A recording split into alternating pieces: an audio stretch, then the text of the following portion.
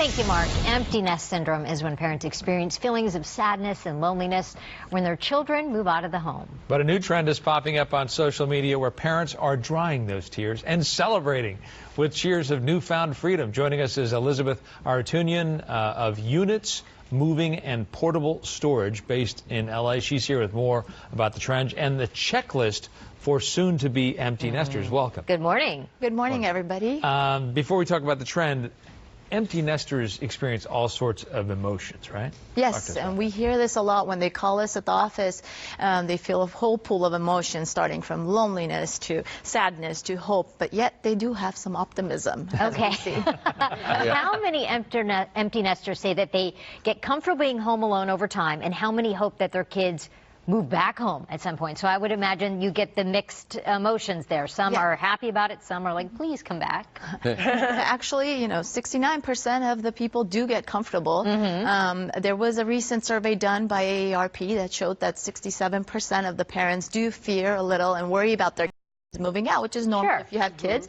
But over time, the brighter side of things, 75% of current nesters said that that transition took less than 6 months. So it's not a forever effect. Okay, all right, not bad. So there are these empty nest fests that people are seeing on social media. Tell us about that. Well, as you guys know, August naturally is the month where parents get ready to ship their kids off to college or new jobs. And historically, this used to be a bit of a sad time for parents, and as they would realize that they dreaded this day. Right. But now with time, they're celebrating and they're drinking.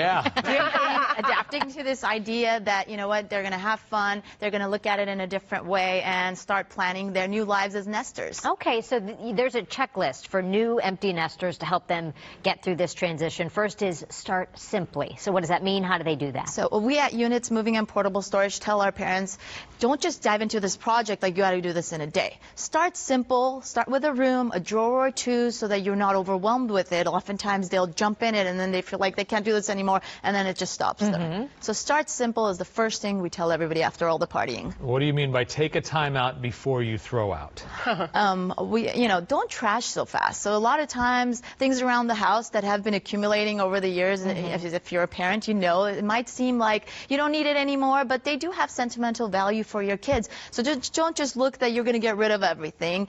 Sit and think through it. Save things that might have value to your kids. And then send it to them. And then send it to them. Store it for them. Yeah.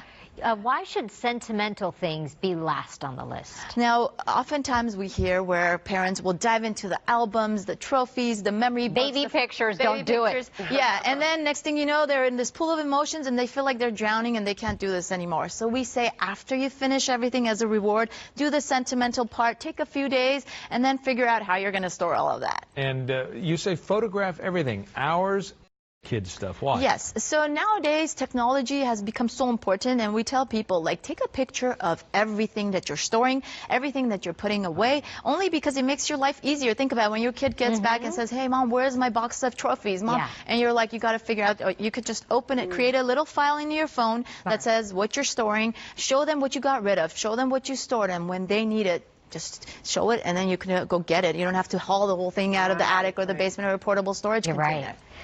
Finally, you say, what should we do to store smartly? This is one of the most important things that we tell people, is to know what your options are. Portable storage was created to be convenient to you. We have 3 types of services. We deliver it to your door. It's at your convenience. It could stay at your site temporarily, or it could stay there permanently until your kids return. You have the option of storing at a warehouse, where we could take it for you, store it for you at our warehouse, and then in the future bring it and deliver it to your door. Or we do moving services like this portable storage container. It could be moved wherever you want, even to your new kids' home when they return in 2 years. So know your options. Yeah. Good stuff. If you'd like more information on the Empty Nest Fest checklist or other tips, go to unitsstorage.com/empty nest fest. Thanks for coming in. Thanks, Elizabeth. Thank you for having me.